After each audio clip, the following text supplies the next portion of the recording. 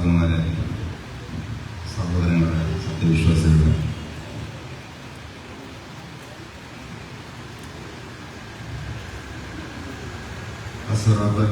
അസ്സറാത്തുൽ മുസ്തഖീം കോഴിക്കോട് ജില്ലാ സാരഥി സംഗമമാണ് ഇവിടെ നടക്കുന്നത്.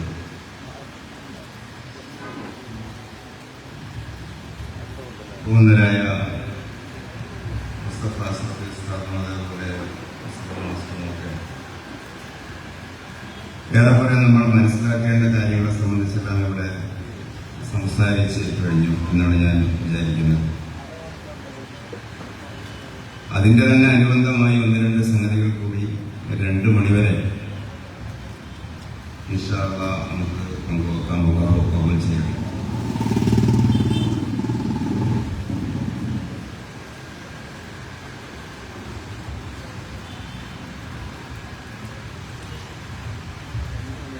എന്താണ് പറയേണ്ടതെന്നാണ് ഞാൻ വിചാരിക്കുന്നത്.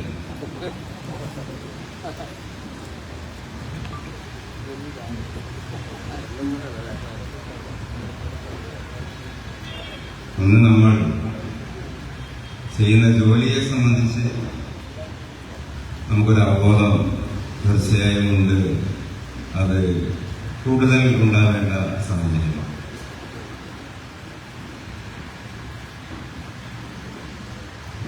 വഹിയുടെ നിലനിൽപ്പ്, അതിന്റെ റിസാലത്തിന്റെ സന്ദേശത്തിന്റെ നിലനിൽപ്പ്, അതിന് അല്ലാഹു നമ്മെ ഈ കാലഘട്ടത്തിൽ ചെറിയ അർത്ഥങ്ങളിൽ തെരഞ്ഞെടുത്തിരിക്കുക. നമ്മുടേതായ ലോകങ്ങൾ, ഇതൊരു മദ്രസയാകാം, ഒരു വീടാകാം, 4 ആളാകാം, വ്യക്തിപരമായി നമ്മൾ മാത്രമാകാം. ആ ചെറിയൊരു സർക്കിളിൽ അവിടെ നാം ജീവിക്കുന്ന കാലത്ത് അയൻകുസുൽ ഇസ്ലാമുവാന ഹയ്യ് എന്ന് സയ്യിദുന അബൂബക്കർ സിദ്ദീഖ്, ഞാനിവിടെ ജീവിച്ചിരിക്കെ എന്റെ പരിധിയിലുള്ള ഇസ്ലാം സൃഷ്ടിക്കുകയോ, അതൊരു പ്രതിബദ്ധതയാണ്. നമ്മുടെ ജോലി നാം ചെയ്യുക എന്നുള്ളതാണ് ഉദ്ദേശ ലക്ഷ്യം, ഇഖ്ലാസോടെയുള്ള. അതിന് നമുക്ക് ഭയങ്കര നമ്മിൽ നിന്ന് അല്ലാഹു ആവശ്യപ്പെടാത്ത, നാം തക്ലീഫ് ചെയ്യപ്പെടാത്ത അത്ര നാം ഇതിൽ അസ്വസ്ഥപ്പെടേണ്ട കാര്യമൊന്നുമില്ല. ഇത് പറഞ്ഞുകൊണ്ടാണ് ഞാൻ എന്റെ വിഷയം ആരംഭിക്കുന്നത്. പുതിയ കുട്ടികൾ മുഴുവനും, പുതിയ തലമുറ മുഴുവനും മതനിരാശ ചിന്തയിലേക്കും സ്വതന്ത്ര ചിന്തയിലേക്കും വഴുതിപ്പോവുകയാണ്. മദ്രസ മേഖലയൊക്കെ വലിയ പ്രതിസന്ധി നേരിടുകയാണ്. നമ്മുടെ മാത്രം ആവശ്യമായി നമ്മളിതൊന്നും അവതരിപ്പിക്കാനേ പാടില്ല. മുസ്ലിം സമുദായത്തിന് ഇത് വേണ്ട. കാബാലയം തകർക്കാൻ അബ്രഹത്തും സംഘവും വരുന്ന സമയത്ത് മകക്കാർ അബ്ദുൽ മുത്തലിബിനോട് എന്ന് പറയുന്നു, നിങ്ങൾ ഈ കാബാലയത്തിന്റെ ഖസാനയുടെ, സിക്കായയുടെ ഒക്കെ താഴ്മീറിന്റെ ആളുകളല്ലേ, നിങ്ങൾ അള്ളാഹുവിനോട് ദുആ ചെയ്യും. കാബാലയം തകർക്കാൻ വരുന്നോ? അബ്ദുൽ മുത്തലിബ് കാബയുടെ അടുത്ത് പോയി കാബയുടെ വില്ല പിടിച്ചു, കാബയെ തൊട്ടുകൊണ്ട് അള്ളാഹുവിനോട് ദുആ ചെയ്തു. എന്താ പറഞ്ഞത്? ഞങ്ങൾക്ക് പ്രതിരോധിക്കാൻ കഴിയാത്ത സുശക്തരായ പട്ടാളമാണ് വരുന്നത്. അള്ളാഹുവിനെ, ഞങ്ങളുടെ ഒട്ടകം അത് ഞങ്ങളുടേതാണ്, അത് ഞങ്ങൾക്ക് തിരിച്ചു തരണം, അവരിൽ നിന്ന് രക്ഷപ്പെടുത്തി തരണം. പിന്നെ ഈ മന്ദിരം അത് നിന്റേതാണ്, നീ വേണമെങ്കിൽ കാത്തോളൂ. ഞങ്ങളുടെ ഒട്ടകം ഞങ്ങളുടേതാണ്, അതിന് അപകടമുണ്ടാവരുത്. ആ ദുആ അല്ലാഹു കേട്ടു. ഒട്ടകവും ബാക്കിയായി, കഅബയും ബാക്കിയായി.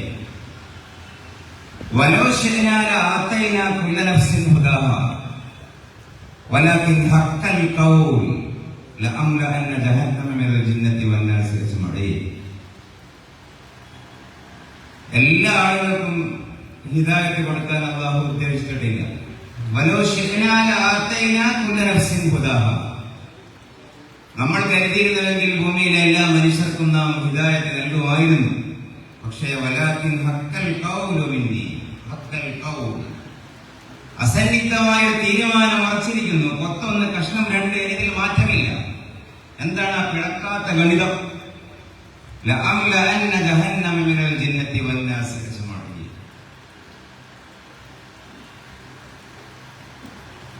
അപ്പൊ നമ്മളിതിൽ ബാക്കിയാവുക എന്നുള്ളത് നമുക്ക് കിട്ടുന്ന വലിയൊരു അംഗീകാരമാണ്, അള്ളാഹുവിന്റെ കരുതലും കാവലുമാണ്. ഞാൻ നമ്മുടെ ശ്രമങ്ങളെ ചെറുതാക്കുകയല്ല. സമുദായം വിശേഷിച്ച് ഇസ്ലാമിക പ്രതിബദ്ധതയിൽ നിന്ന് അകലുന്നു എന്നുള്ളതിൽ നമുക്ക് വിഷമം ഉണ്ടാകണം, നമ്മൾ അതിൽ വിഷണ്ണരാവണം, ദുഃഖിക്കണം. അതേസമയം അതേ ചൊല്ലി നാം പരിഭവം പറയേണ്ട യാതൊരു കാര്യവുമില്ല. അല്ലാഹുവിന്റെ തീരുമാനമാണ്. യാ അയ്യുഹല്ലദീന ആമനൂ മൻ യർതദ്ദ മിൻകും അൻ ദീനിഹി ഫസൗഫ യഅതില്ലാഹു ബിഖൗമിൻ യുഹിബ്ബുഹും വയുഹിബ്ബൂൻ.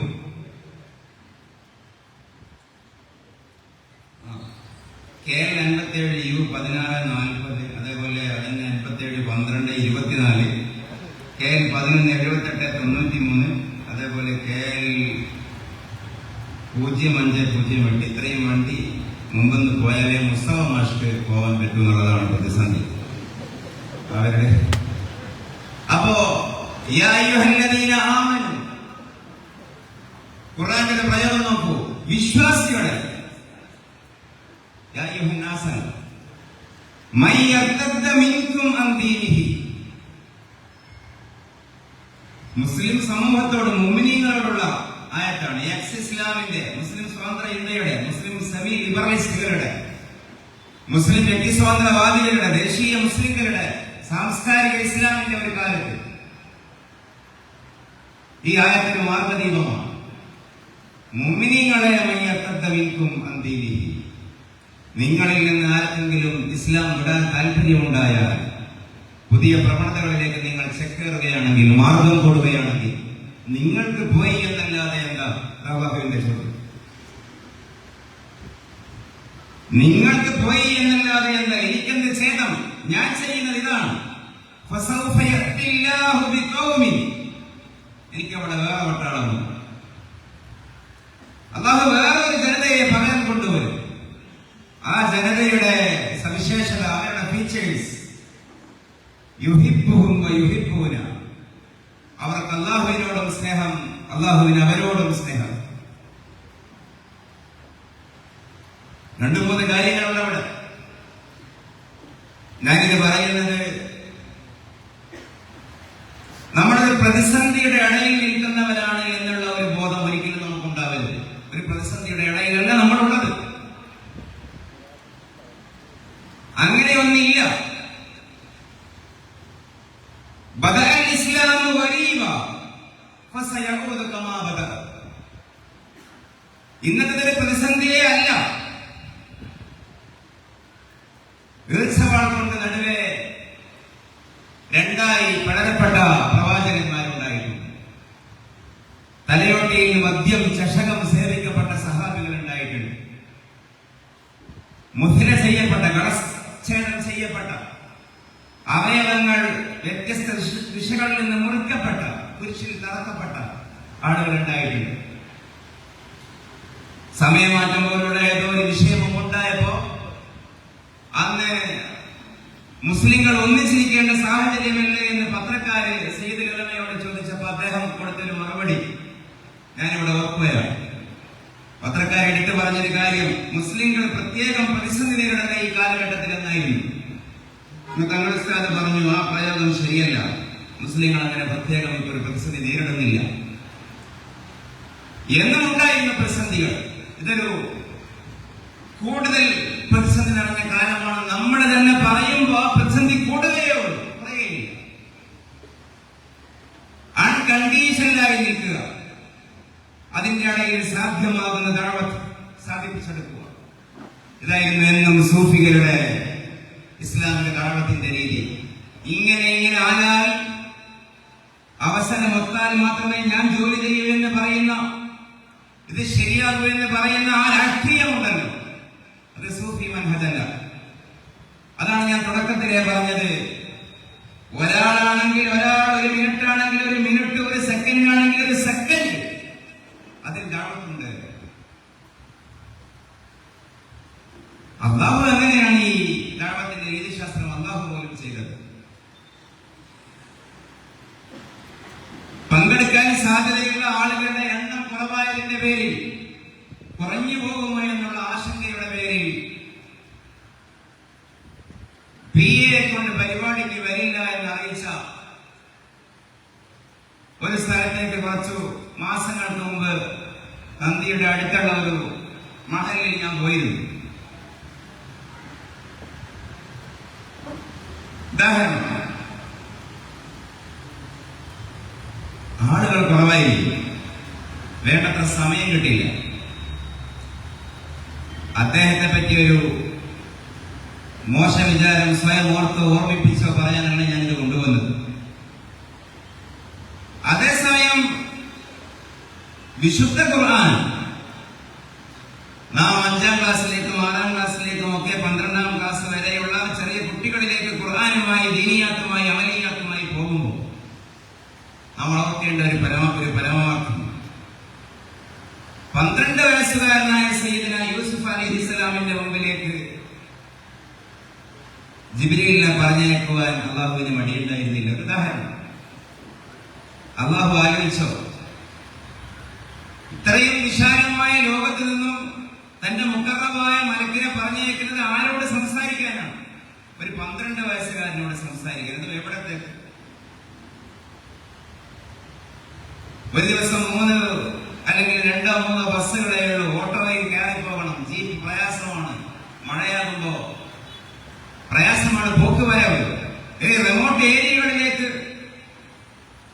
ദുർഘടമായ ദുസ്സഹമായ മേഖലകളിലേക്ക്, കേൾക്കാൻ ആളില്ലാത്ത ഇടങ്ങളിലേക്ക്, പഠിക്കുന്ന കുട്ടികളില്ലാത്ത ക്ലാസ്സിലേക്കൊക്കെ നാം നിയോഗിക്കപ്പെടുമ്പോ നമുക്കൊരു നീരസമുണ്ടെങ്കിൽ അവിടെയാണ് ഖുർആൻ പറയുന്നത്, വലമ്മാ ദഹബൂ ബിഹി വഅജ്മഉ അൻ യജ്അലുഹു ഫീ ഗയാബത്തിൽ ജുബ്ബ്. കണക്കിൽ അറിയപ്പെടുമ്പോൾ സയ്യിദുനാ യൂസുഫ് അലൈഹിസ്സലാമിന്റെ പ്രായം 12 ആയിരുന്നു.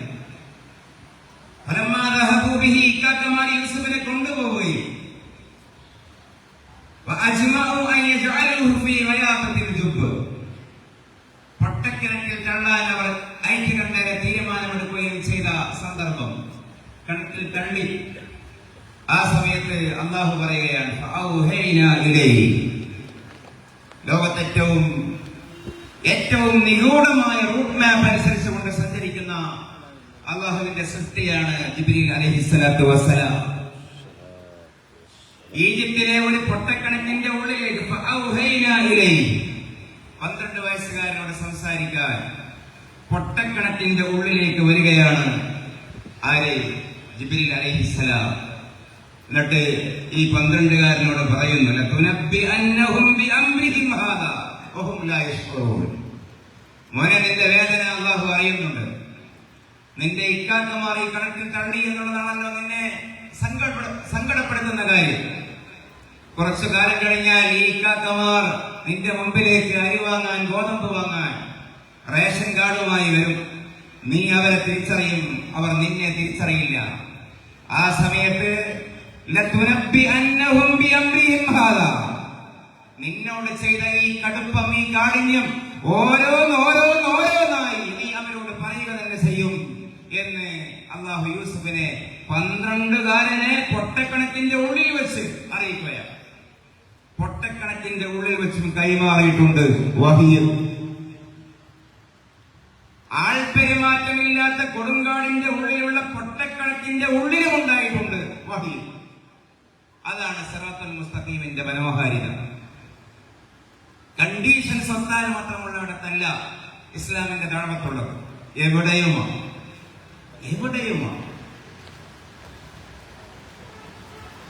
നാം നമ്മുടെ മൻഹജിലേക്ക് മടങ്ങി വരിക എന്നുള്ളതാണ് പുതിയ കാലഘട്ടത്തിൽ ആവശ്യമാകുന്ന തിരുത്ത് എന്നാണ് വിനീതമായി ഞാൻ മനസ്സിലാക്കുന്നത്.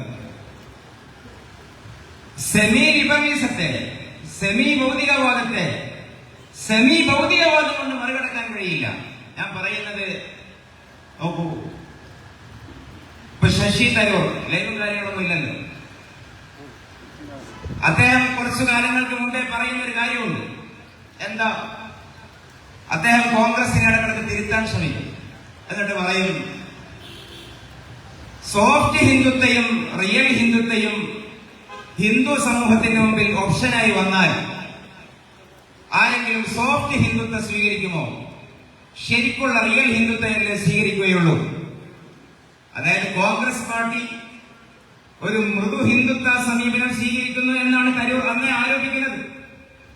എന്നിട്ട് അദ്ദേഹം കോൺഗ്രസിനെ തിരുത്താൻ ശ്രമിക്കുകയാണ്. ഒരു സാധാരണക്കാരനായ ഹിന്ദുവിന്റെ മുമ്പിൽ ഓപ്ഷൻ വന്നു. ഒന്ന് റിയൽ ഹിന്ദുത്വം, ലക്ഷണമൊത്ത യഥാർത്ഥത്തിലുള്ള ഒരു സംഘീയ രാഷ്ട്രീയം. മറ്റൊന്ന് ഒരു അഡ്ജസ്റ്റ്മെന്റ് ഹിന്ദുത്വം. അജ്മീറിലൊക്കെ പോകും, തൊപ്പി ചിലപ്പോൾ ഇടും, മുസ്ലിങ്ങളുടെ വീട്ടിലൊക്കെ കയറും, ചിലപ്പോഴൊക്കെ നേതാക്കന്മാരുടെ വീട്ടിലൊക്കെ പോകും. പക്ഷേ ഹിന്ദുക്കളെ പിണക്കില്ല. അവിടെ മുസ്ലിങ്ങളോട് 100% നീതി കാണിക്കില്ല, ന്യൂനപക്ഷത്തോട്. സോഫ്റ്റ് ഹിന്ദുത്വം. ഈ രണ്ടോപ്ഷൻ വന്നാൽ സാധാരണഗതിയിൽ ഹിന്ദുക്കൾ റിയൽ ഹിന്ദുത്വമല്ലേ സ്വീകരിക്കൂ. അതുകൊണ്ട് നിങ്ങൾ ഒരിക്കലും റിയൽ ഹിന്ദുത്വയെ പ്രതിരോധിക്കാൻ സോഫ്റ്റ് ഹിന്ദുത്വ ഉപയോഗിക്കാൻ പാടില്ല. അദ്ദേഹം പറഞ്ഞത് അദ്ദേഹത്തിന് അറം പറ്റിയേക്കുമോ എന്നാണ് പുതിയ സാഹചര്യം. അവിടെ മറ്റൊരു വിഷയം. അദ്ദേഹത്തിന്റെ മുമ്പിൽ സോഫ്റ്റ് ഹിന്ദുത്വ എന്ന കോൺഗ്രസും റിജിഡ് ഹിന്ദുത്വ എന്ന റിയൽ ഹിന്ദുത്വ എന്ന BJP വന്നിട്ട് അദ്ദേഹം റിയൽ സ്വീകരിക്കുമോ ഇല്ലേ എന്നുള്ളത് വരും നാളുകൾ കാണാനിരിക്കുന്നതാണ്. ഞാൻ അതിന്റെ രാഷ്ട്രീയമല്ല പറയുന്നത്. ഞാൻ പറയുന്ന കാര്യത്തെ എങ്ങനെയാണ് അവതരിപ്പിക്കേണ്ടത് എന്നുള്ള അവ്യക്തതയാണ് ഞാൻ ആ ഉദാഹരണത്തിലേക്ക് പോകാൻ കാരണം. ഏതായാലും ഉച്ചയ്ക്ക് ചോറ് എന്ന് തീരുമാനിച്ചു. അപ്പൊ പിന്നെ പുഴുങ്ങലരിയുടെ ചോറുമുണ്ട്, പച്ചരിയുടെ ചോറുമുണ്ട്. നല്ല നിലക്കൊന്ന് ഏമ്പക്കമ്പട്ട് ചോറ് എന്നാ തീരുമാനിച്ച പക്ഷേ ഈ പുഴുങ്ങലരിയുടെ ചോറ് തിന്നു. തീരുമാനിച്ചതാണ്.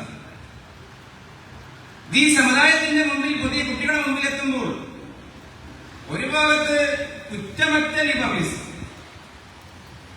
ആകർഷണീയമായ വ്യക്തിസ്വാതന്ത്ര്യവാദം, അരാഷ്ട്രീയമായ സ്വാതന്ത്ര്യചിന്തകൾ, മറുഭാഗത്ത് നാം മതപ്രവർത്തകർ പോലും, സമുദായ പ്രവർത്തകർ പോലും അതിന്റെ സെമി വേഷൻ കൊണ്ടു നടന്നാൽ സമുദായത്തിലെ ചെറുപ്പക്കാർ ഏത് സ്ഥലത്തെയും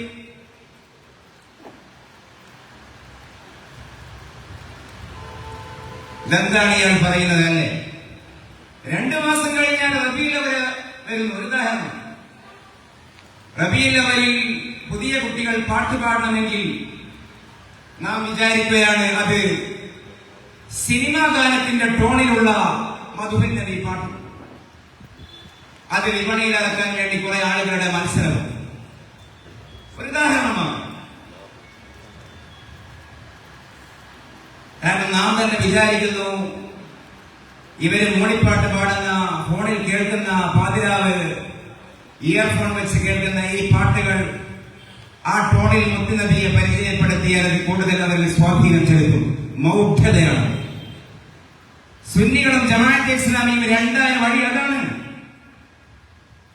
പ്രമാണങ്ങളിലല്ല 2, ഫിലോസഫിയിലാണ് 2. മനസ്സിലാക്കേണ്ടിയിരിക്കുന്നു. മൻഹജിലാണ് 2.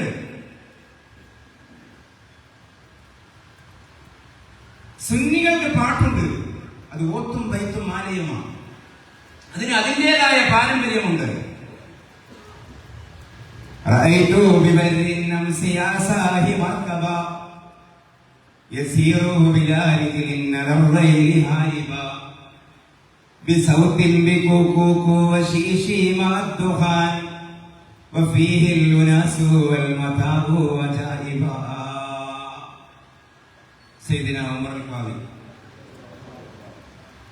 കാനനപ്പള്ളിയിലെ മുദ്രിസായ കാലത്ത് താനൂരിൽ തീവണ്ടി കണ്ടത്. അദ്ദേഹത്തെക്കാൾ വലിയ മുദ്രിസ് കേരളത്തിൽ ഉണ്ടായിട്ടുണ്ടോ? അദ്ദേഹം ദർശന കുട്ടികൾക്ക് പാടിക്കൊടുത്തു, ചുമരിൽ എഴുതി വെച്ചു. അതിനുശേഷമാണ് DPEP പോലും ഈ പാട്ട് കുട്ടികൾക്ക് കൂക്കൂ കൂക്കൂ തീവണ്ടി പായും തീവണ്ടി സർക്കാരിന്റെ പാഠപുസ്തകത്തിൽ വരുന്നതിന് 150 കൊല്ലം മുമ്പ് ഉമർ ഖാദി പാടിയ പാട്ടാണ്. ഇന്നലെ വൈകുന്നേരം ഞാൻ താനൂരിൽ കണ്ടിരിക്കുന്നു. യാ സാഹി ചങ്ങാതി, മർക്കബൻ, അതിശയകരമായൊരു വണ്ടി. ആ വണ്ടിയുടെ പ്രത്യേകത എന്തെന്നോ, യസീറു ബിലാ റിജ്ലിൻ, അതിന് കാലില്ല, പക്ഷെ അല റൈലി ഹാരിബ, റെയിലുമ്മലൂടെ എന്തൊരോട്ടമാണെന്ന് അറിയുമോ? ബിസൗത്തിൻ ബികൂകു കൂകു, കൂകു കൂകു എന്നുള്ള ശബ്ദമുണ്ടാക്കിയാണ് പോകുന്നത്. ശീശി ശീശി എന്ന ശബ്ദമുണ്ടാക്കിയാണ് പോകുന്നത്. മാതുഹാൻ, പുകയുണ്ടതിന്. ഫീഹിൽ ഉനാസു, അതിൽ സഞ്ചാരികളുമുണ്ട്. വൽ മതാഉ, അവരുടെ ചരക്കുകളുമുണ്ട്. അജായിബ, അതല്ലെങ്കിൽ പിന്നെ അതിർപ്പമുണ്ടോ അത്ഭുതം. ഇതാണ് സയ്യിദുന ഉമർ ഖാദി. ആ ഉമർ ഖാദി തന്നെയാണ് പിന്നെ മദീനയിൽ പോയപ്പോ അവിടെയും അത്ഭുതമുണ്ടാകുന്നത്. ആധുനികതയുടെ പിറകിലേക്ക് കുട്ടികളെ കൊണ്ടുപോകാനല്ല ദഅവത്ത്, നമ്മുടെ മനസ്സിലേക്ക് അവരെ കൊണ്ടുവരില്ല. അപ്പൊ ഞാൻ പറഞ്ഞതിൽ ഇത്രേ താല്പര്യമുള്ളൂ. നമ്മളാണ് എന്തെങ്കിലും ഒരു പ്രശ്നം ഉണ്ടാക്കുന്നുണ്ടെങ്കിൽ, ഞാൻ എന്നിലേക്ക് 4 പേരിൽ വെച്ചിട്ട് നിങ്ങളിലേക്ക് ഒന്ന് നീട്ടുന്നുള്ളൂ. ഇവിടെ ഒരു പ്രശ്നം ഉണ്ടാക്കുന്നുള്ളൂ. നമുക്ക് സുന്ദരമായൊരു വഴിയുണ്ട്. നമ്മൾ ആ വഴിയിലേക്ക് കുട്ടികളെ കൊണ്ടുവന്നില്ല. നമ്മൾ എതിർക്കുന്ന വഴിയിലേക്ക് അവരെ കൊണ്ടുപോകുന്നു. എന്താണോ നമ്മൾ എതിർക്കുന്നത് അതിലേക്ക് കൊണ്ടുപോകുന്നു. ഇത് പാട്ടിന്റെ കേവലം വിഷയം മാത്രമല്ല. നമ്മുടെ മനഹജ്, സൂഫി മനഹജ് എന്താ?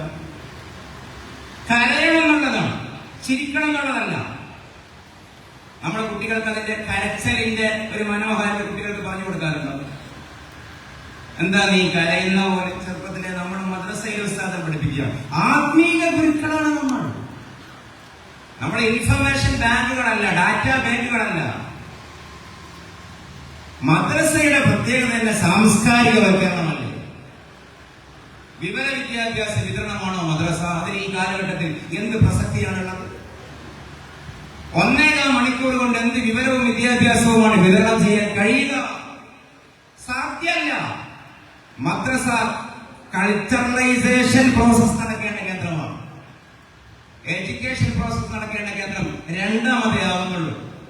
അതുകൊണ്ടല്ലേ ഇവിടെ നോക്കൂ, ഏറ്റവും ലാഭകരമായ ഒരു വ്യവസായമായി നമുക്കിടയിൽ സമസ്തയുടെ ഈ ലേണിംഗ് മദ്രസയൊക്കെ വരുന്നതിന് മുമ്പ് തന്നെ എത്ര പ്രൈവറ്റ് മദ്രസകളാണ് ഓൺലൈനിലുള്ളത്. പലതിനു വേണ്ടി ചിലതിനൊക്കെ ഞാൻ തന്നെ, എല്ലാവരും തന്നെ പ്രോമോ വീഡിയോ ഒക്കെ ചെയ്യാറുണ്ട്. സുഹൃത്തുക്കളിൽ പലരും ചെയ്യുന്നുണ്ട്. ഈ കാലഘട്ടത്തിൽ എല്ലാ ഭാഷകളും 24/7 അതിന്റെ മോട്ടോ തന്നെ അതാണ്. എപ്പോഴും അവൈലബിൾ ആയിട്ടുള്ള ഫാക്കൽറ്റീസ്, മെന്റേഴ്സ്, ടെക്നിക്കൽ ടേംസ് ഒക്കെ ഒന്നുകൂടി അപ്ഡേറ്റഡ് ആണ്. AI ഫെസിലിറ്റീസ് പോലുമുള്ള ഈ മദ്രസകൾ. പക്ഷേ ഇത്തരം സംവിധാനങ്ങളൊക്കെ ഉണ്ടായിട്ട് നമ്മുടെ സംവിധാനത്തിന്റെ പ്രസക്തി എന്താ? ആ മദ്രസയിൽ നിന്ന് സാംസ്കാരികവൽക്കരണം സാധിക്കുകയില്ല. കുട്ടി 6:15 മദ്രസയിൽ വരണമെങ്കിൽ 5 മണിക്ക് എഴുന്നേൽക്കണം. അതാണ് അവിടെയുള്ള സാംസ്കാരികവൽക്കരണം. കുട്ടിയെ 6:15 പറഞ്ഞേക്കണമെങ്കിൽ 4:45 5 മണിക്ക് ഉമ്മ ഉണരണം. 5 മണിക്ക് വീട്ടുകാരി ഉമ്മ ഉണർന്നാൽ വീട്ടുകാരനും ആ ലൈറ്റിന്റെയും ആ ലഹളയുടെയും ബഹളത്തിന്റെയും ഒച്ചപ്പാടിൽ ഉണർന്നിരിക്കും. അതൊരു വീട്ടിന്റെ കൾച്ചറായി മാറുകയാണ്. വീട്ടിലൊന്നും സംഭവിക്കുന്നില്ല. വീട്ടിലുള്ള കുഞ്ഞുമോനും കുഞ്ഞുമോളും മദ്രസയിലെ 6ലേക്കും 7ലേക്കും പോകുന്നേ ഉള്ളൂ. പക്ഷെ അതുകൊണ്ടുണ്ടാവുന്ന ഗാർഹികമായിട്ടുള്ള പ്രതിഫലനങ്ങളോ? ഉമ്മ എഴുന്നേൽക്കേണ്ടി വരുന്നു, ഉപ്പ എഴുന്നേൽക്കേണ്ടി വരുന്നു, രാവിലെ തന്നെ പ്രഭാതം ആരംഭിക്കുന്നു. AM PM മാറിപ്പോകുന്ന ഒരു കാലത്തിന്റെ പ്രസക്തിയില്ലേ? AM PM മാറിപ്പോകുന്ന ഒരു കാലത്ത് വെറുതെ സ്കൂളിൽ മാർക്കിട്ടാൻ നമ്മൾ പറയുന്നതാണ്. എപ്പോഴാണ് രാവ്, എപ്പോഴാണ് പകൽ? നമ്മളൊക്കെ പഠിച്ചു വെച്ചൊരു മനപ്പാടമാക്കിയൊരു കാര്യമുണ്ട്. രാത്രി 12 മണി മുതൽ ഉച്ചക്ക് 12 മണി വരെ AM ആണ്. ഉച്ച 12 ടു രാത്രി 12 വരെ PM ആണ്. ഇതാണ് രാവും പകലും. പക്ഷെ ഇന്നീക്കാസുമ്പോൾ കാര്യങ്ങളൊക്കെ അട്ടിമറിയുന്ന ഒരു കാലം വന്നപ്പോ അതിന് പ്രസക്തി ഇല്ലാതായി. ഞാൻ ഇവർക്കും പറയുകയല്ല. നമ്മുടെ NH-ന്റെ തീരം തന്നെ നോക്കൂ. ഉച്ചക്കേട്ട് 2 മണി മുതൽ പുലച്ചക്കേട്ട് 2 മണി വരെയാണ് ഇപ്പൊ പകൽ, അല്ലെങ്കിൽ വൈകുന്നേരം 4 മണി മുതൽ രാത്രി പുലർച്ചെ 4 വരെയാണ് പകൽ. രാത്രി 11 മണി മുതലാണ് കളി ആരംഭിക്കുന്നത്. 12 മണിക്കാണ് ടർഫ് തുറക്കുന്നത്. 1 മണിക്കാണ് ഐശ്വര്യത്തിന്റെ വലിയ കച്ചവടം വടകര പോലെ നടക്കുന്നത്. രാവും പകലും അട്ടിമറി നടന്ന ഒരു കാലം. അന്തരിതൽ അമത അന്തരിതൽ അമത റബ്ബതഹ ഫഅന്തറൽ റുഫാതൽ ഉറാതൽ ആലത ലിയായശാഇ തഖാവലുന ഫിൽ ബുനിയാൻ എന്ന് പറഞ്ഞ എനിക്ക് സിഖമോ അത് കാലം കൊണ്ട് പോലും നാം കാണുകയാണ്. ആ കാലഘട്ടത്തിൽ മനുഷ്യന്റെ പ്രകൃതിപരമായ നൈസർഗികതയിലേക്ക് ഒരു തലമുറയെ പിടിച്ച് തിരികെ കൊണ്ടുവരികയാണ്. 6.25 മദ്രസ, ഇവിടെയുള്ള മന്ത്രിസഭ അല്ലെങ്കിൽ സർക്കാർ സമയത്തെ ഉപയോഗപ്പെടുത്തുന്ന വിഷയത്തിൽ കേവലം മദ്രസയ്ക്ക് 15 മിനിറ്റോ അല്ലെങ്കിൽ 2 അറ്റങ്ങളിൽ അരമണിക്കൂറോ മിസ്സാവുന്നുണ്ട് എന്ന സാങ്കേതികത മാത്രമല്ല അവിടെ സാംസ്കാരികമായ പ്രശ്നം. ഇവിടെയാണ് നമ്മുടെ മർമ്മമുള്ളത്. സാംസ്കാരികമായ പ്രശ്നം എന്ന് പറയുന്നത് ഈ ടൈം അറേഞ്ച്മെന്റ് മനുഷ്യന്റെ വിദ്യാർത്ഥിയുടെ ആ വിദ്യാർത്ഥി ഭാഗമായ കുടുംബത്തിന്റെ ഒരു സാംസ്കാരികമായ ശീലങ്ങളെ കൂടി സന്തുലിതപ്പെടുത്തുന്ന, അതിനെ ക്രമപ്പെടുത്തുന്ന ഒരു സിസ്റ്റമാണെന്നുള്ളത്. അതാണ് ഞാൻ പറയുന്നത്. ഈ കുട്ടി മദ്രസയിലേക്ക് വരുന്നു. മദ്രസയിലേക്ക് വരുമ്പോൾ സമൂഹത്തെ പഠിക്കുകയാണ്. സൈക്കിളിൽ വരുന്ന ഉസ്താദ്, സ്കൂട്ടിയിൽ വരുന്ന ഉസ്താദ്, കാൽനടയായി വരുന്ന ഉസ്താദ്, തലയെക്കെട്ട് കെട്ടിയ ഉസ്താദ്, മുറുക്കി തുപ്പുന്ന ഉസ്താദ്, ഇടക്കിടക്ക് പുറകെ പോയി ഫോൺ എടുക്കാനെന്ന പോലെ പോയി പുകവലിക്കുന്ന ഉസ്താദ്, അതിന്റെ ഇടയിലേക്ക് കമ്മിറ്റിക്കാർ വരുന്നു, പരിസ്ഥിതിയുടെ ചർച്ച ചെയ്യുന്നു. മണ്ണിന്റെ ഗന്ധമുള്ള പാഠശാലയാണ് മദ്രസ. സമൂഹത്തെ വായിക്കുന്നു. ഇതൊക്കെയാണ് സമൂഹം. എങ്ങനെയാണ് സമുദായം നിലനിൽക്കുന്നത്? ആരാണ് കാശ് കൊടുക്കുന്നത്? എങ്ങനെയാണ് ഈ പിരിവ് സംവിധാനം ഉണ്ടാകുന്നത്? ഇത് ഈ പറയുന്ന ഓൺലൈൻ മദ്രസയിൽ സാധിക്കുകയില്ല. അപ്പൊ ഞാൻ പറഞ്ഞതിന്റെ താല്പര്യമില്ല.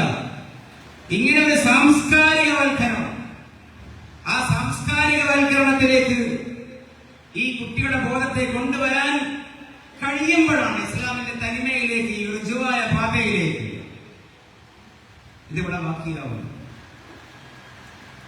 പ്രശ്നമില്ല എന്നല്ല ഞാൻ പറഞ്ഞതിന്റെ താല്പര്യം. ആ പ്രശ്നത്തിന്റെ പരിഹാരം നമ്മളിൽ തന്നെയാണ്.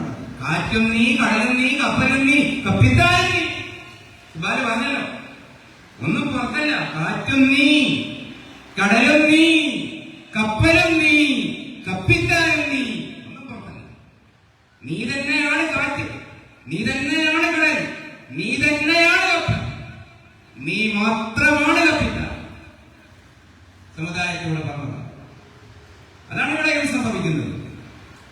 ചെറിയ മനസ്സുള്ള കുഞ്ഞുങ്ങൾ, ഞാൻ വിഷയം ചുരുക്കുന്നു, എങ്ങോട്ടേക്കാണോ നമ്മൾ ഒടിക്കുന്നത് ആ ഒടിക്കുന്ന ഭാഗത്തേക്ക് കുഞ്ഞുങ്ങൾ വരും. അഹ്ലുസുന്നയുടെ വഴി ഭാഷയല്ല ഭാവമാണ്, ഭാഷയല്ല ഭാവമാണ്, മൗനമാണ്, മിണ്ടാതിരിക്കൽ പോലും സംസാരിക്കുന്ന ദഅവത്താണ് സിറാത്തുൽ മുസ്തഖീമിന്റെ ദഅവത്ത്. ഒരു കാര്യം മാത്രം, ഒരു ഉദാഹരണത്തിന് എന്റെ ബഹുമാനപ്പെട്ട ഉസ്താദുമാണ് ശ്രദ്ധയിൽ നിൽക്കാൻ ആഗ്രഹിക്കുകയാണ്.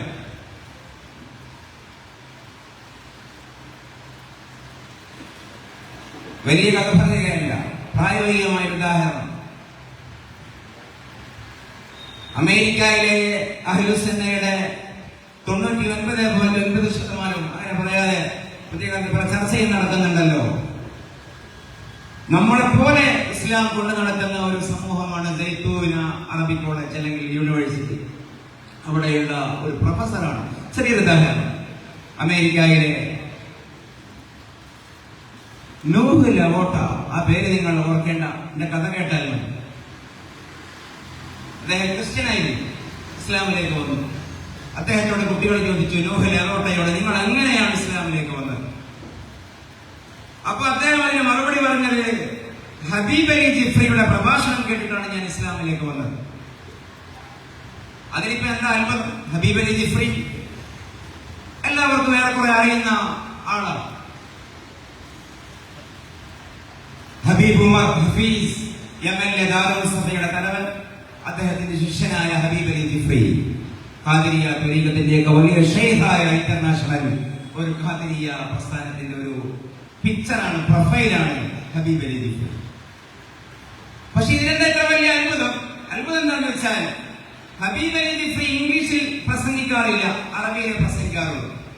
നോവൽ അങ്ങോട്ടൊക്കെ ഇംഗ്ലീഷ് അറിയോ, അറബി അറിയില്ല.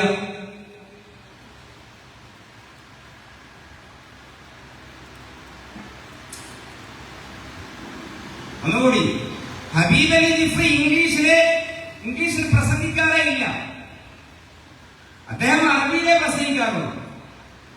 ഈ നൂഹ് അങ്ങോട്ടൊക്കെ ഇംഗ്ലീഷ് അറിയൂ, അറബി അറിയില്ല. അറബി പ്രസംഗം കേട്ട് അറബ് ഭാഷ അറിയാത്ത ലെവോട്ടോ സെന്റോറസ് മുസ്ലിമായി നൂഹ് ലവോട്ടയായി. അദ്ദേഹത്തോട് ചോദിച്ചു, മനസ്സിലാകാത്ത ഭാഷ കൊണ്ട് നിങ്ങൾ എങ്ങനെ ഇസ്ലാമിലേക്ക് പോകും? അത് ഇന്നും അമേരിക്കയിലുള്ള ഹംസ യൂസഫിന്റെ ഷുഐബ് വബ്ബിന്റെ സഹൃദയനായ സഹപ്രവർത്തകനായ നൂഹ് ലവോട്ടയുടെ മറുപടി, അതിന് അഹ്ലുസുന്നയുടെ ദഅവത്ത് ഭാഷ കൊണ്ടല്ല, ഭാവം കൊണ്ടാണ് എന്നായിരുന്നു, മൗനം കൊണ്ടാണ്. നമ്മുടെ മഹലിലേക്ക് ഉസ്താദിനെ നിയമിക്കുമ്പോ പറയാറില്ലേ, നന്നായി പ്രസംഗിക്കാൻ അറിയുന്ന ഉസ്താദ്. പക്ഷെ സുന്നി മൻഹജിൽ ഇതുകൂടിയുണ്ട്, പ്രസംഗിക്കാത്ത ഉസ്താദ്, നന്നായി മൗനം അവലംബിക്കാൻ കഴിയുന്ന ഉസ്താദ്, നന്നായി മിണ്ടാതിരിക്കാൻ പറ്റുന്ന ഉസ്താദ്. അതാണ് ഈ പറയുന്നത്. ഭാഷ കൊണ്ടല്ല, ഭാവം കൊണ്ടാണ് ഇവിടെ ദീനുണ്ടാക്കിയത്. ഭാഷ കൊണ്ടുണ്ടാക്കിയതിനേക്കാളും ദീനുണ്ടായത് ഭാവം കൊണ്ടാണ്.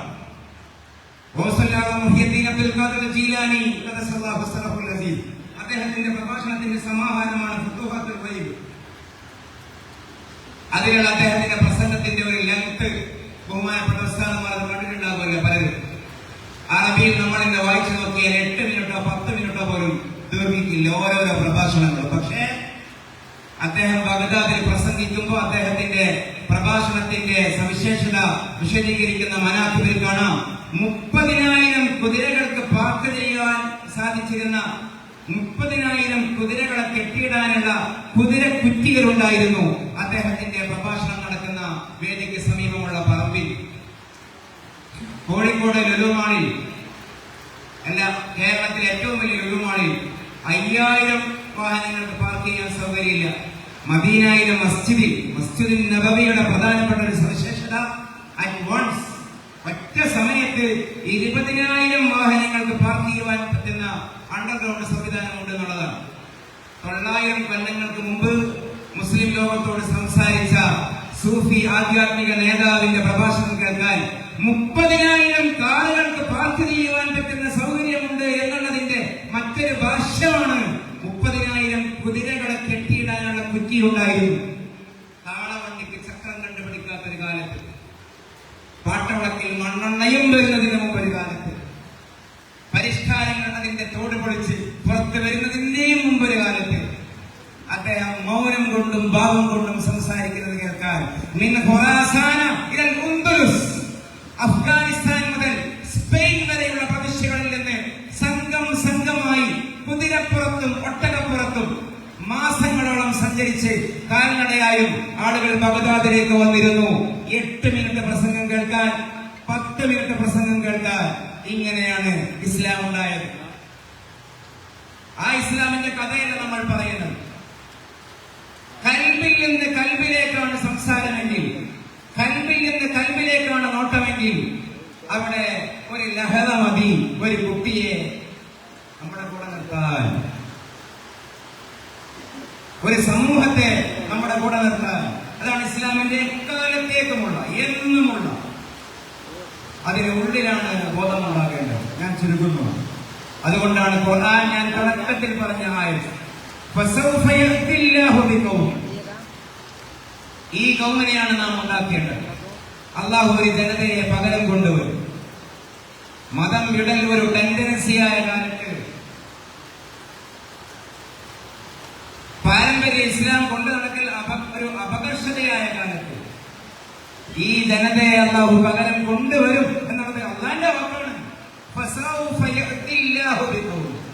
അള്ളാഹിന്റെ വാക്കാണാവാം. ഒരു ജനതയെ നമ്മൾ കൊണ്ടുവരും. ആ ജനത യുഹിബ്ബുഹും വയുഹിബ്ബൂന. അള്ളാഹുവിനെ അവരോടും ഇഷ്ടമാണ്, അവർക്ക് അള്ളാഹുവിനോടും ഇഷ്ടമാണ്. അപ്പൊ അവിടെയാണ് തിരിച്ചറിയേണ്ടത് മഹബ്ബത്താണ്. സിറാത്തുൽ മുസ്തഖീമിന്റെ ആത്മാവ് എന്ന് പറയുന്നത് പ്രമാണങ്ങളല്ല, നഖലുകളല്ല. ഈ ദീനിന്റെ ആത്മാവ് മഹബ്ബത്താണ്. മഹബ്ബത്തുണ്ടെങ്കിൽ മാത്രമാണ് നഖലുകൾക്ക് പ്രസക്തിയുള്ളൂ. മഹബ്ബത്തുണ്ടെങ്കിൽ മാത്രമാണ് നഖലുകളെ മുഖവിലക്കെടുക്കുകയുള്ളൂ. ഞാൻ ദീർഘിപ്പിച്ച് സമയം കളയുകയല്ല. 2 മണി എന്ന് പറഞ്ഞാൽ ഇത് 2 മണിയാണ്. എന്റെ വാച്ചിലെ 2 മണിയായിരിക്കും ഇൻഷാ അല്ലാഹ്. 23 കൊല്ലം അല്ലാഹുവിന്റെ റസൂൽ ദഅവത്ത് ചെയ്തു. 13ഉം 10ഉം 23.5. അതിലാദ്യത്തെ 13 കൊല്ലം മഹബ്ബത്തിന്റെ നിർമ്മാണമാണ്, മനോഭാവത്തിന്റെ നിർമ്മാണമാണ്. ഞാൻ കാടുകയറി പറയുകയല്ല. അതുകൊണ്ടാണ് ഞാൻ തുടക്കത്തിലേ പറഞ്ഞു വരുന്നത്, മദ്രസയിൽ നടക്കേണ്ട 2ാമത്തെ പ്രോസസ്സാണ് വിദ്യാഭ്യാസവൽക്കരണം. 1ാമത്തെ അവിടെ നടക്കേണ്ട കാര്യം സാംസ്കാരികവൽക്കരണമാണ്. ഇസ്ലാമിക സാംസ്കാരികവൽക്കരണത്തിന്റെ പ്രതീകം മദീനയിലും മക്കയിലും പുണ്യനബി കാണിച്ചു തന്നതാണ് മഹബ്ബത്തിന്റെ നിർമ്മാണം, മനോഭാവ നിർമ്മാണം. കുട്ടിക്ക് തോന്നണം ഇത് വലിയ എന്തോ കാര്യമാണ്, ഈ ഉസ്താദ് വലിയൊരു മനുഷ്യനാണ്. അറിഞ്ഞതിനപ്പുറം എന്തോ ഉണ്ടെന്ന് കുട്ടിക്ക് തോന്നണം. ഓരോ ദിവസവും ഓരോരോ പുതിയ പുതിയ ഉസ്താദ്. അല്ലാതെ ഉത്തരയും നമ്മൾ വെറുതെ പറഞ്ഞിട്ട് കാര്യമില്ല. കുട്ടിക്ക് നമ്മളെ ഒറ്റയടിക്ക് വിലയിരുത്താൻ പറ്റാത്ത വിധം, നിർവചനങ്ങൾക്ക് വഴങ്ങാത്ത ഓരോ ദിവസവും നമ്മൾ റെഫർ ചെയ്യണം, നമ്മളെ പുതുക്കണം, കൂടുതൽ പഠിക്കണം. ചോദ്യോത്തരങ്ങൾ മാത്രമല്ലെങ്കിൽ കൂടിയും ചോദ്യോത്തരങ്ങൾക്ക് പ്രസക്തിയുണ്ട്. ചോദ്യങ്ങൾ വരുന്ന ഒരു പ്രതലമുണ്ട്. ഞാൻ മത്തിനെ പറയുന്നുള്ളൂ, സമയമായിരിക്കുന്നു. ആ ചോദ്യോത്തരങ്ങൾ, ആ ചോദ്യങ്ങൾ, കുട്ടികൾ ചോദിക്കുന്ന ചോദ്യങ്ങൾക്ക് മറുപടി പറയുന്നതിന്റെ മുമ്പ് ആ ചോദ്യം വരുന്ന ഒരു മനോരോഗമുണ്ടല്ലോ, കാരണമുണ്ടല്ലോ. ചികിത്സ വേണ്ടത് അതിനാണല്ലോ. ആ കാരണം വരുന്നത് അള്ളാഹുവിനോടുള്ള മഹബ്ബത്ത് മുറിഞ്ഞു പോകുന്നിടത്താണ്, ദീനോടുള്ള മഹബ്ബത്ത് മുറിഞ്ഞു പോകുന്നിടത്താണ്. ആ യാഥാർത്ഥ്യം മനുഷ്യന്റെ സോഫ്റ്റ്വെയർ ഇൻസ്റ്റാൾ ചെയ്ത ഡിസൈനറായ അള്ളാഹുവിനുണ്ട് ഉള്ളത് കൊണ്ടാണ് മക്കയിലെ കൊടിയ കുഫാറുകളുടെ കോട്ടകൊത്തളത്തിലേക്ക് ധീരമായി പുണ്യനബിയെ പറഞ്ഞയച്ചപ്പോ ആദ്യത്തെ 13 കൊല്ലം ഏകദേശം അഹ്കാമുകളുടെ കാര്യങ്ങളൊന്നും അധികം സംസാരിക്കാതെ പരലോക വിഷയങ്ങൾ സംസാരിച്ച്, മരണം സംസാരിച്ച്, ജീവിതം സംസാരിച്ച്, പ്രകൃതി വിഭവങ്ങളെ കുറിച്ച് സംസാരിച്ച് മനുഷ്യന്റെ നിസ്സഹായതയെ ഉണർത്തി അള്ളാഹുവിന്റെ അപ്രമാദിത്വത്തെ ഉദ്ഘോഷിച്ചു. അള്ളാഹുവിലേക്കുള്ള വിധേയത്വത്തെ, ആ ഭവ്യതയെ, ആ മനോഭാവത്തെ അതിനെ തെര്യപ്പെടുത്തി മണ്ണ് വിത്തിറക്കാൻ പാകപ്പെടുത്തിയതിനു ശേഷമായിരുന്നു അവിടെ പുണ്യനബി അഹ്കാമുമായി ചെന്നത്. നാം ഈ ചെറിയ കുട്ടികളുടെ മനസ്സിലേക്ക്, അല്ലെങ്കിൽ പുതിയ സമൂഹത്തിന്റെ മനസ്സിലേക്ക് അഹ്കാമിന്റെ നൂലാമാലകൾ പറയുന്നതിന്റെ മുമ്പേ കൊണ്ടുപോയി അവരെ ആകർഷിക്കേണ്ട കാര്യം ഈ സിദ്ധാന്തത്തിന്റെ ഭംഗിയാണ്. ഞാൻ നിർത്തുന്നു. കരയലിന്റെ ഭംഗിയാണ്. അവിടെ നിന്നാണ് നമ്മുടെ വിഷയം പോയത്. മിണ്ടാതിരിക്കുന്നതിന്റെ ഭംഗിയാണ്, പറയാതിരിക്കുന്നതിന്റെ ഭംഗിയാണ്, കണ്ണ് ചിമ്മുന്നതിന്റെ ഭംഗിയാണ്. കുട്ടിക്ക് കാഴ്ച കാണണം, ഇൻസ്റ്റഗ്രാം കാണണം, ഫേസ്ബുക്ക് കാണണം, മണാലി കാണണം, കാശ്മീർ കാണണം. ആ കുട്ടിക്ക് ശുചായി പറഞ്ഞത് കൂടി പറഞ്ഞു കൊടുക്കണം. കൂടുന്ന കൊല്ലങ്ങൾ, മാസങ്ങളാഴ്ച, ഗടികൾ കണക്കിൻ ആയുസിൻ തീർച്ച, തേടുന്നു അവകൾ നിന്നെ മൺവീട്ടിലേക്ക്, തഞ്ചം നോക്കുന്നു പൊൻവീട്ടിലേക്ക്. അകക്കണം തുറന്നൊന്ന് നോക്കടാ മാടാ, ഉത്സാരമോർത്താലുറങ്ങാമകാട.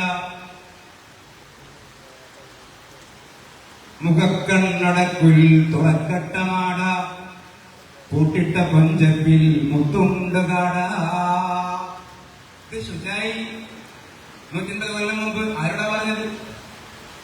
കണ്ണ് തുറന്ന് ഭൗതികമായ കാഴ്ചകൾ കണ്ട് ഈ ഭൗതികമായ കാഴ്ചകൾ മുന്നോട്ട് വെക്കുന്ന ആസ്വാദനങ്ങളാണ്, പെണ്ണാണ്, രുചിയാണ്, രതിയാണ്, സെക്സാണ്, ഭക്ഷണമാണ്, അധികാരമാണ്, ആർഭാടമാണ്, ജോലിയാണ്, ശമ്പളമാണ്, കാലാണ്, പകിട്ടാണ്, പദവിയാണ്, പത്രാസാണ് മനുഷ്യന്റെ മാറ്റി എന്ന് ചിന്തിക്കുന്ന ഒരു സമൂഹത്തെ മാറ്റം വരുത്താൻ ശുജായി പറഞ്ഞു, മുഖക്കൺ അടക്കുൽ. സമൂഹമേ, നീ മുഖത്തെ കണ്ണം നടക്കുമോ? എങ്കിൽ തുറക്കട്ടെ നാടാ. ചിന്തിക്കാത്തവനെ തുറക്കട്ടെ. എന്ത് തുറക്കട്ടെ? നിന്റെ ഹൃദയം തുറക്കട്ടെ. പൂട്ടിട്ട പഞ്ചപ്പിൽ മുത്തുണ്ട് കാടാ. ഇതാണ് കുട്ടികൾ കേൾക്കാതെ പോയത്. ഈ മൻഹജാണ്, ഈ ഫിലോസഫിയാണ് നിരീശ്വരവാദത്തിലേക്ക് താല്പര്യപ്പെടുന്ന, സ്വതന്ത്ര ചിന്തയിലേക്ക് താല്പര്യപ്പെടുന്ന സമൂഹത്തിന്റെ മുമ്പിലുള്ള മറുമരുന്ന്. ചോദ്യോത്തര പരിപാടിയില്ല, നിസ്സംശയമല്ല, വെബ്സൈറ്റുകളല്ല, സംവാദങ്ങളല്ല, ഖണ്ഡന മണ്ഡലങ്ങളല്ല. ഇത് ഇലാഹികമായിട്ടുള്ള ഒരു പൊരുത്തമാണ്, ഒരു തൗഫീഖാണ് ഹിദായത്ത് എന്ന് പറയുന്നത്. ശൈത്താനാണ് നിരീശ്വരവാദം.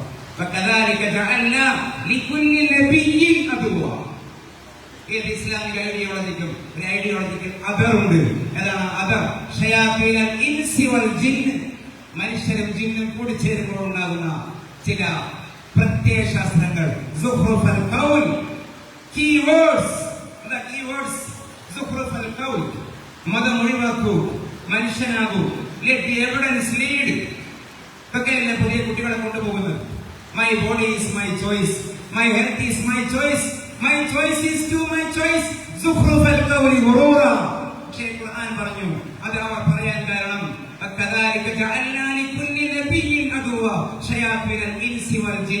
മനുഷ്യരും ഭൂതങ്ങളും മനുഷ്യരും പിശാചും ലൂസിഫറും മനുഷ്യരും ഇവർ സന്ധി ചെയ്തിട്ടുണ്ടാക്കുന്ന പ്രത്യയശാസ്ത്രങ്ങളാണ്. അതിന്റെ പരിഹാരം ഏതാണെന്ന് ചോദിച്ചാൽ സൂറത്തുൽ ഫലക്കും സൂറത്തുൽ നാസുമാണെന്ന് വിശുദ്ധ ഖുർആൻ. ഇതാണ് സിറാത്തുൽ മുസ്തഖീം നമ്മളോട് പറയുന്ന സംഗതികളുടെ ഒരു ചെറിയ ചിത്രങ്ങളിൽപ്പെട്ട ഒരു ചെറിയ തുള്ളി. അല്ലാഹുമ്മ കബൂൽ ചെയ്യുമാറാകട്ടെ. اللهم اجعل جمعنا هذا جمعا مرحوما مقبولا مرضيا واستجاب الدعوات ومقضي الحاجات. ربنا آتنا في الدنيا حسنة وفي الآخرة حسنة وقنا عذاب النار. ربنا تقبل منا إنك أنت السميع العليم وتب علينا إنك أنت التواب الرحيم برحمتك يا أرحم الراحمين. أوصيكم بالدعاء.